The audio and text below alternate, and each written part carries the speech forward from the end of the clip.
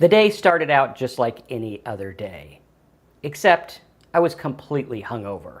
Or so I thought. My heart was racing, my anxiety was through the roof.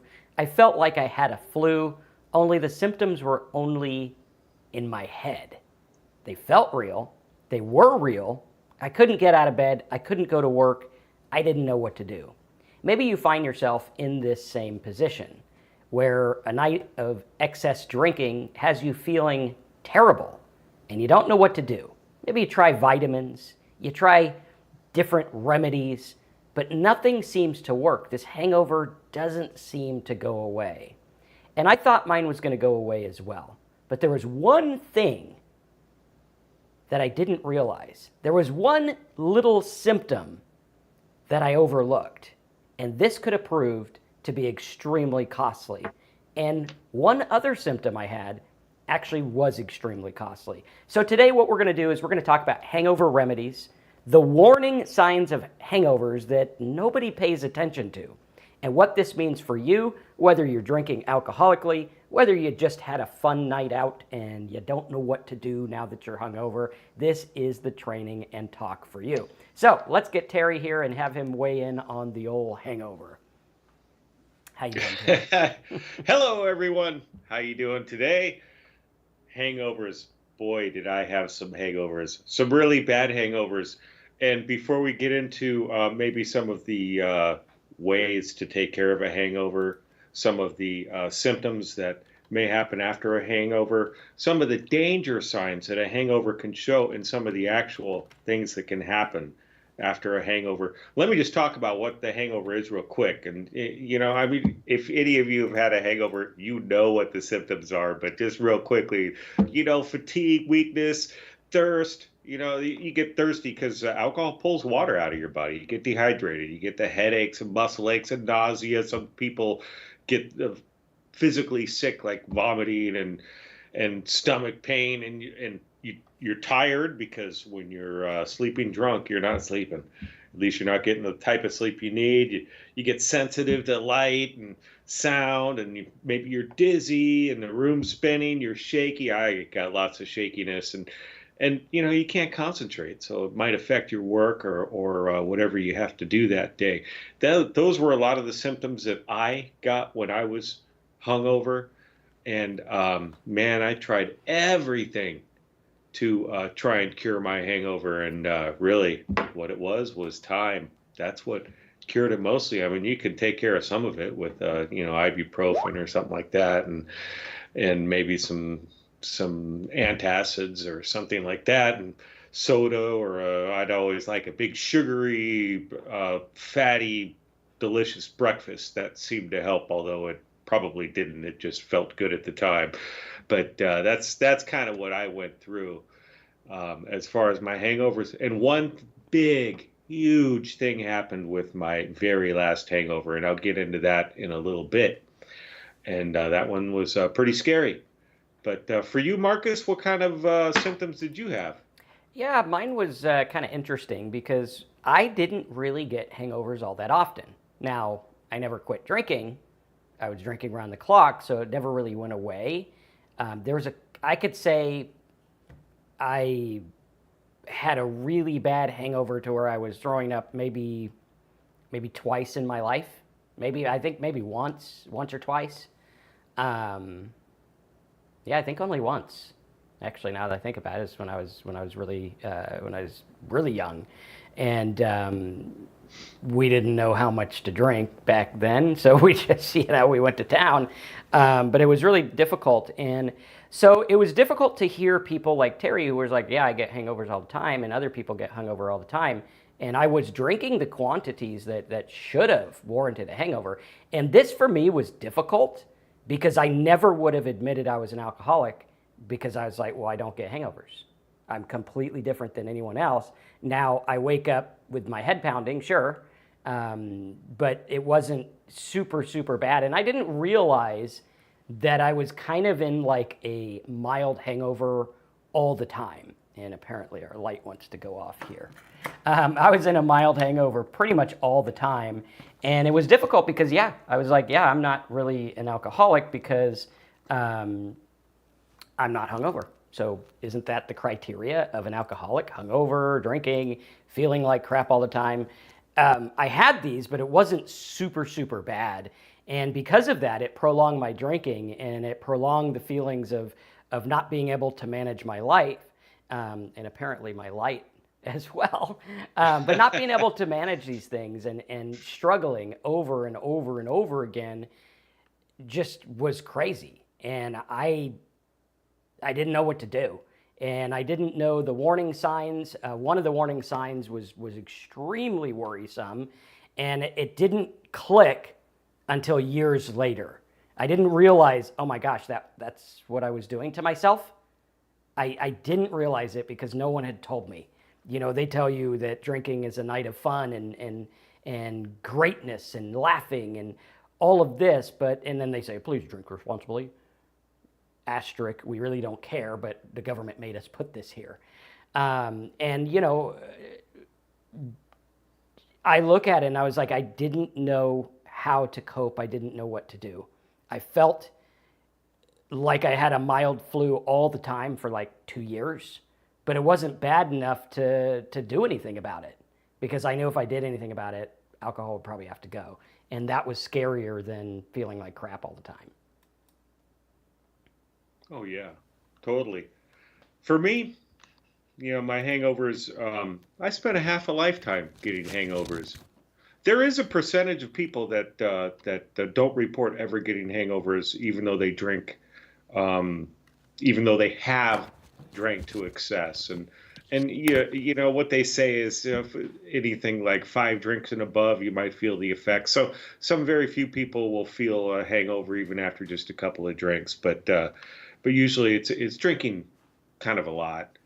And for me, when I drank a lot, I did get the hangovers, and the hangovers are worse when you drink more. You drink a ton, you get a really bad hangover, and that was my experience at least. And for me, I'm kind of looking back on it now that I'm sober. I'm glad I got hangovers because it was just one of those little things that may have helped push me into sobriety. And I know that that's what some people, at least people that may not be so dependent on alcohol, that might be one of the reasons why they stop drinking. They just can't handle the hangovers. They don't want the hangovers. It just it interrupts their life too much, and that's what I've seen with quite a few people, and with people that are alcoholics. That's definitely can be a contributing factor. Absolutely. And then, on top of that, you get the consequences from drinking too much. Maybe you embarrassed yourself, or you said something you shouldn't have said, or worse yet, you may have caused an accident or something like that. And there are definitely many other contributing factors. For me, I had towards the end of my drinking, the hangovers were getting very constant, and I'd cure them with drinking more.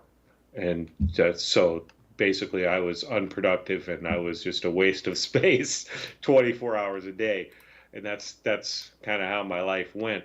The very last day that I had a drink, this was the scariest moment. And did the hangover cause this? I don't know.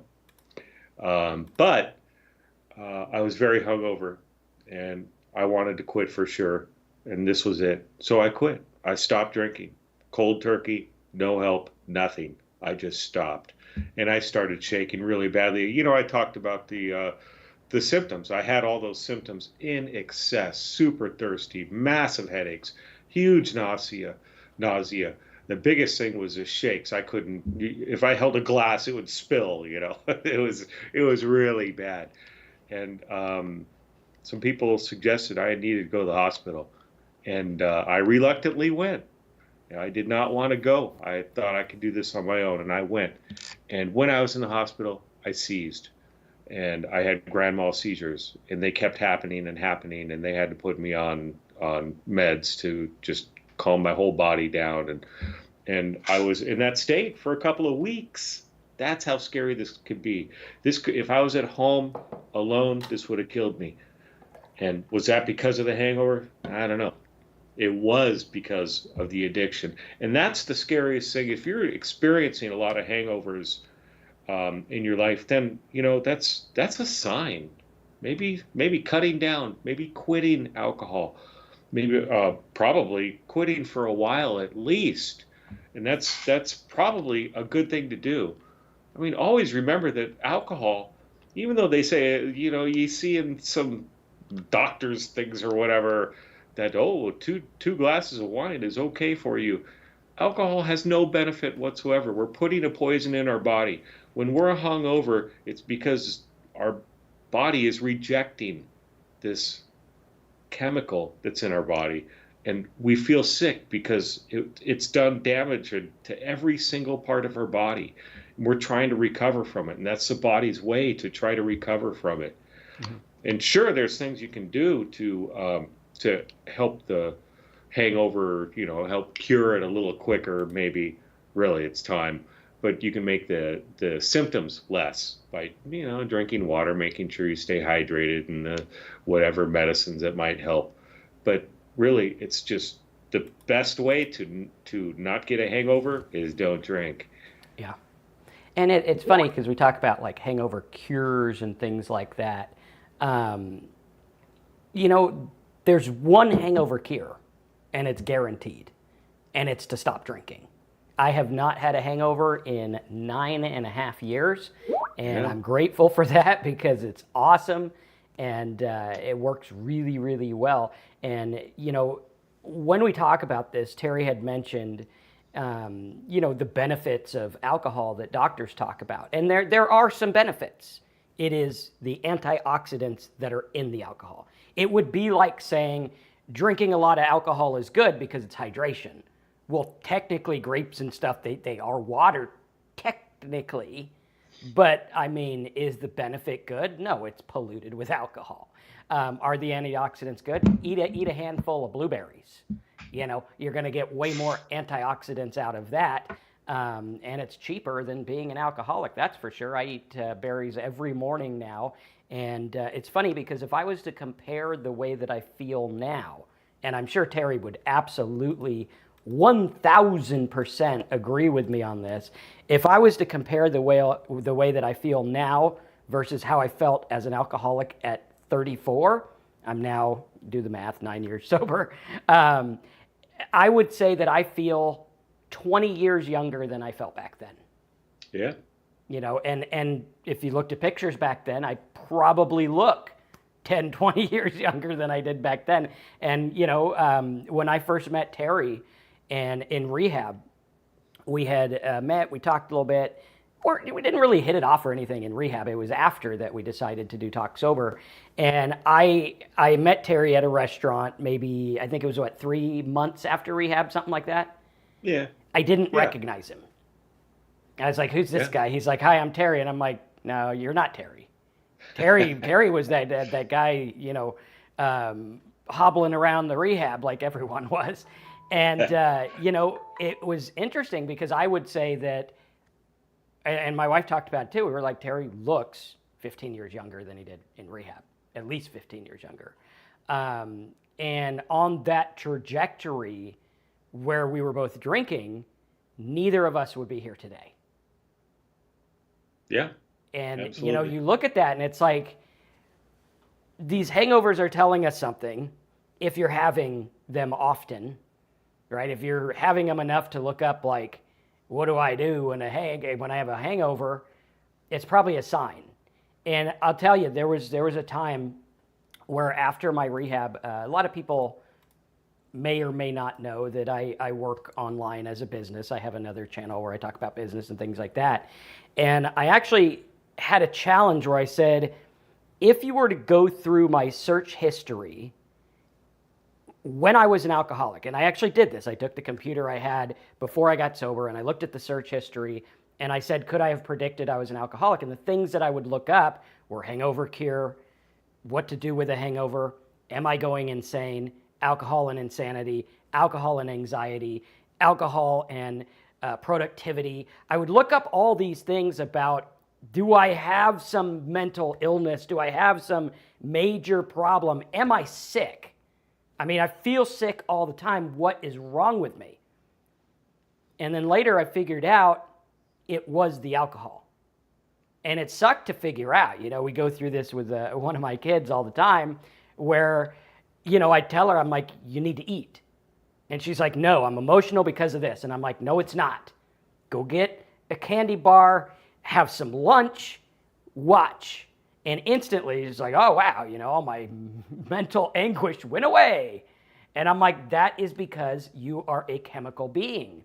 And that's what happens when you lack a chemical or you put a chemical in your body.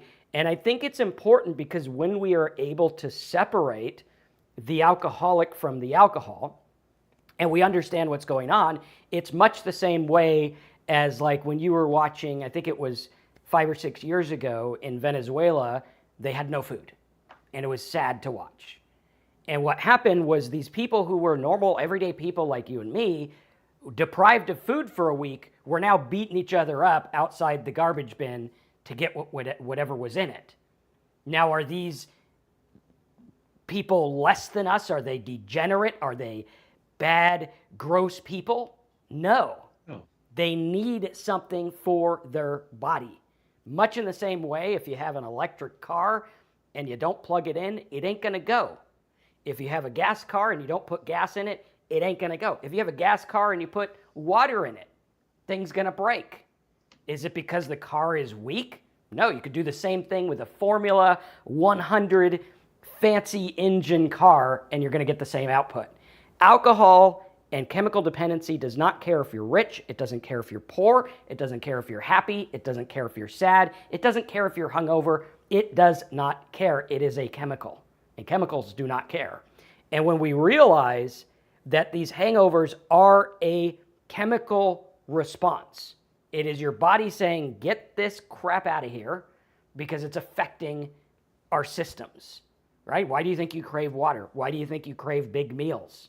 Because the more stuff you put in you, the less alcohol concentration is going to be in your body. Does that mean that if you eat and drink, you're good? No. But I mean, I was one of those that I substituted eating for drinking. For about 3 months, I was pretty much living on alcohol and 2 bites of food a day. And, I was getting calories, so my body thought, oh, well, you're getting calories, you feel full, but was it actually what I needed?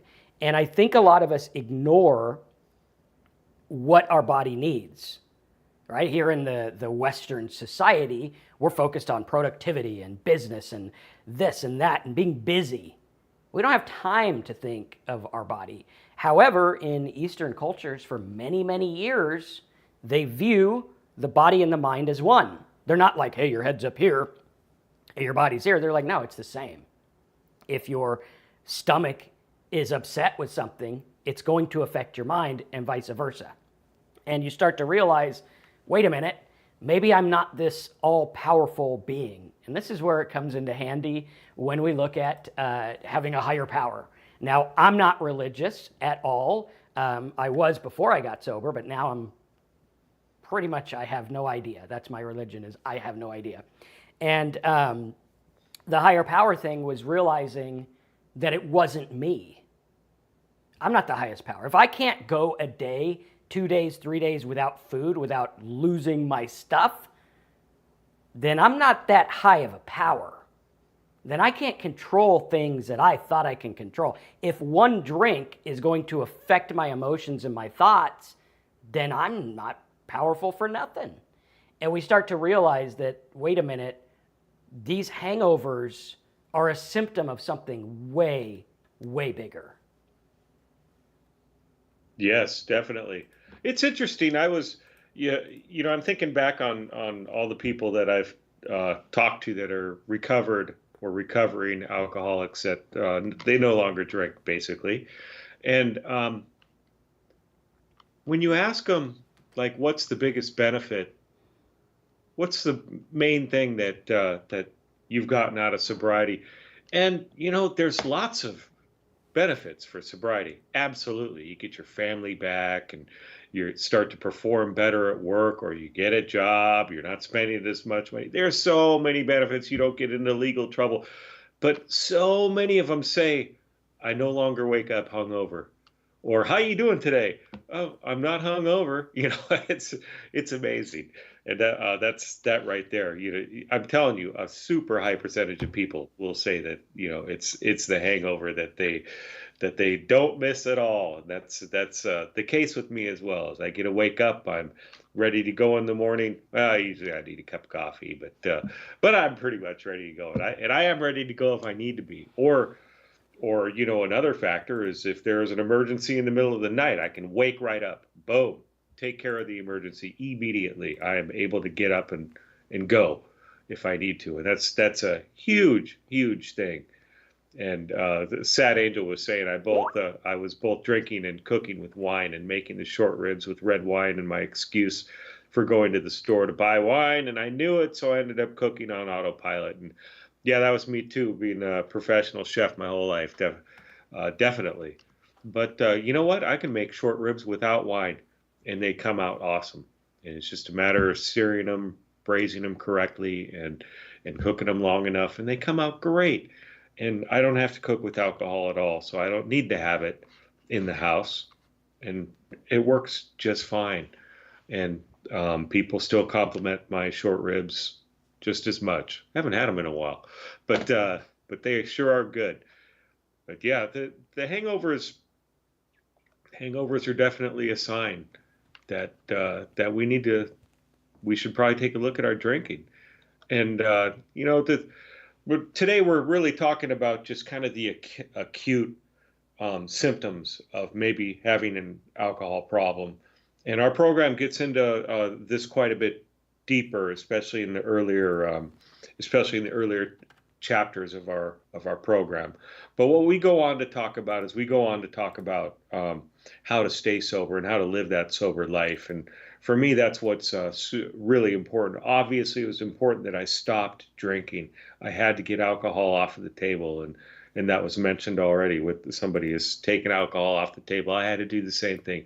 It had to get out of my life. I had to get it out of the house, and I had to start to learn how to live an alcohol-free life. What our program talks about in those middle and later chapters is how to deal with life and how to enjoy life, and that's the key for me, is being able to enjoy life when I'm not drinking. And actually, looking back on it, when I was drinking, I wasn't enjoying life so much. I had this chemical that gave me a good feeling temporarily, and as I got more and more dependent on it, that feeling was shorter and shorter lived until it was almost non-existent. And in fact, I was living more of a nightmare life instead, or at least a non-existent, boring life. And that's our program can show you how to turn that life around and start to live for the things that you really truly enjoy doing and participating in. And Absolutely. that's for me. Yeah. Yeah, and if you guys do want to join our program, it's moderately priced to make it accessible for everyone. I wanted to have a program, and Terry agreed as well, where we wanted something that wasn't out of reach for normal people, right? We wanted to be able to be like, hey, if you're struggling, we don't want money to be an issue. That's why we do a lot of these free talks. However, if you do want to support what we're doing on the channel and get the program where it's 30 MP3s, MP4s, PDFs, worksheets, all kinds of stuff to take you through the things that we struggled with, right? Like Terry said in the beginning, it's not so hard to quit drinking. I quit drinking all the time. It's hard to stay stopped. And what this is about is looking at chemical dependency, because if you stay sober for 30, 90, 180 days, alcohol has pretty much left your body. Like, you're not dealing with hangovers, you're not dealing with chemical dependency. What you're dealing with at that time is the obsession of the mind and coping mechanisms. How do I live life without being able to drink? How do I argue with my spouse without going to the bar after? How does that even work? Well, that's what we had to learn. And we had to learn the hard way. Unfortunately, I didn't have someone right there. I mean, I tried having AA sponsors, and it was like, let go and let God. And I'm like, yeah, when I'm in the heat of an argument with someone, I don't really feel like letting go and letting God. I don't even know what that means. And by the way, I don't really believe in the God you're talking about. So it's kind of a difficult thing. But I had to learn, what am I going to tell myself? How am I going to stay sober? And that's what we talk about in the program over at talksober.com. You can go, there it is, over there. detoxsober.com. Click that big yellow button right here. And for $27 a month, you can cancel anytime you want. You sign up, you get access to all that stuff, and it supports what we're doing here on the channel. We got a lot of stuff there for you. I mean, it's cheaper than a drink a day. And that's like, if you drank at home, the cheapest one you can get. But it's really going to give you that insight. Again, Terry and I are not doctors. We're not addiction counselors. We're not professionals in this. This is just what we've learned. And if you're dealing with hangovers, go to the doctor. If Terry didn't go to the doctor when he was dealing with his hangover, we wouldn't have a Terry. Plain and simple. And when we look at that, detox is something that is extremely, extremely dangerous. A lot of people, oh, you just got a hangover because you can't handle your liquor. Well, no, you have a hangover because the body can't handle liquor. All right? You might look at me and say, well, he's one of the fortunate ones that didn't get hangovers all the time. No, it was wreaking havoc on my body, and I probably wouldn't have known to go to the doctor when I needed to, and I probably needed to go to the doctor a few times throughout my drinking when I might have thought it was just a cute little hangover, just a little hangover after a night of drinking. No, it was my body saying there's a problem. There is a problem, and we need to deal with the problem. And that's important. Yes, indeed. All right. So any last minute words on that, Terry? Just, we've kind of already mentioned it, but if you're having these regular hangovers, definitely do something about it. And the best thing to do is to just stop drinking for a while, at least for a while. But maybe you need to look at stopping drinking for good. For me, that's what I had to do. It can be a sign of something more dangerous there. So definitely go to a doctor, get some help. Going to a doctor, it is a scary thing to do. It was scary for me. I didn't want to do it. I did it anyways. They're not going to judge you. They're going to try and help you, and they can point you in the right direction. And as Marcus talked about our program, and join our program. And if you join it, I'll reach out to you, and maybe we can talk on Zoom or something for a little bit, and we can go from there. And thanks for watching, everyone. All right, excellent. So let's put that up on the screen again. Hop on over to detoxsober.com, click that big yellow button up there yonder, and join us. And if you got any questions or comments, leave them below. Thanks for watching. Smash that like button, and we'll see you next week.